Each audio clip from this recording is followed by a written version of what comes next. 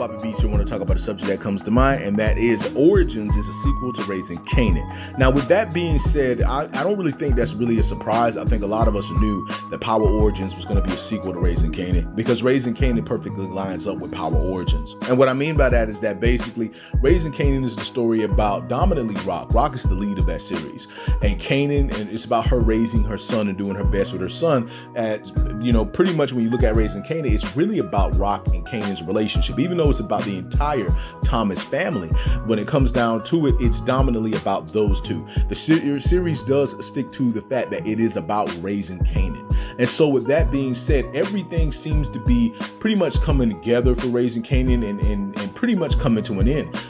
We had that feeling, that vibe in season 4 that everything was coming to an end, like this was about to wrap up storylines, that it was a sense of finality in regards to everything about them. And so with that being said, the story of the Thomas family pretty much is coming to an end in Raising Kanan and leading into Origins. Now, what is going to be the change with that being said? Well, the change is dominantly going to be where Raising Kanan dominantly takes place in the early 90s. We're going to be dealing with Origins that takes place in the mid 90s. And what is the change between those two? Well, at that time, in the early 90s, NWA dominantly was the main group that was doing gangster rap, right? At that time, Kid and Play was still hot. At that time, you know, so many other rappers was rising up. You Salt and Pepper, Heavy D, Biggie was on the way. He ain't came yet because Biggie didn't really come out until like 94. So you have that early 90s vibe going on where gangster rap is big, it's getting bigger, but it's a lot of mixtures of different hip hop, and Raising Kanan does a wonderful job of celebrating that time period in that era of hip hop. However, by the time we get to the mid 90s, which is where Origins is going to sit, gangster rap is on full blast. So we're talking about Tupac, we're talking Death Row, we're talking Bad Boy, we're talking Biggie, we're talking Bone Thugs and Harmony, we're talking Eazy-E beefing with Dre. Well, at that time, I think Eazy had passed. But basically, you're getting full East Coast versus West Coast time period. And I lived through that time period. That was a very interesting time in hip hop and a very interesting time in black culture. A lot of music, a lot of good R&B as well. And so you're getting that mixture of that culture there, right?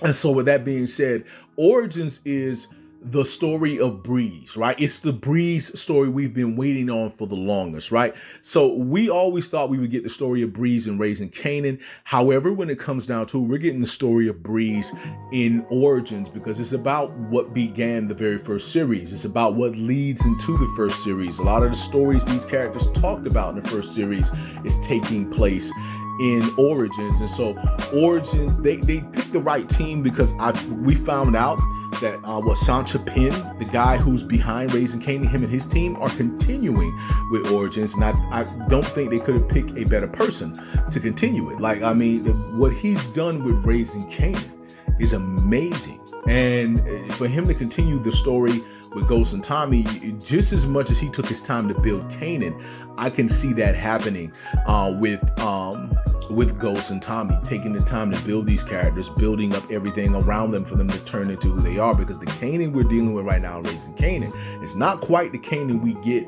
in Power, but he's becoming that Kanan. And by the time we're in Origins, he's going to be that Kanan fully on. So seeing Curtis, seeing him come back as Kanan, I am not surprised. Kanan plays too big of a role in Ghost and Tommy's Origins for him not to be present in Origins, and so that doesn't surprise me whatsoever. However, at the same time, this is again a sequel, much like how Book 2 Ghost is a direct sequel to the original Power, and much like how Force is a sequel as well, but it's its own story.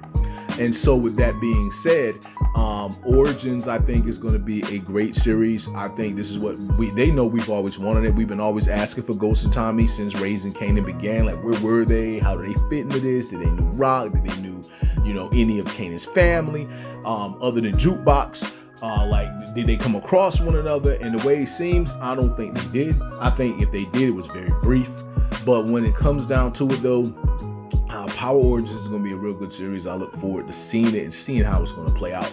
But it is going to be a direct sequel to Raising Kanan, and I'm looking forward to it, man. Like, it's just wanting to see where everything's going to go with it. And so with that being said, what's going to happen here? What do you guys think? What are you looking forward to the most about Origins? What is it about Origins that it has to be? What is it about Raising Kanan that you didn't agree with and felt like you don't want to see it in Origins? Or what is it that you love about Raising Kanan that you hope continues on in Origins? I mean, so when it comes down to it, a lot of people praise Raising Kanan as the best spinoff from the original Power. And with that being said, I'm not surprised. I love Book 2 Ghosts. Force is cool.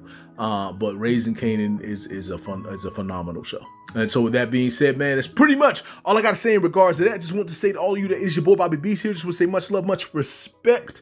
Hold it down and hold on. Hey.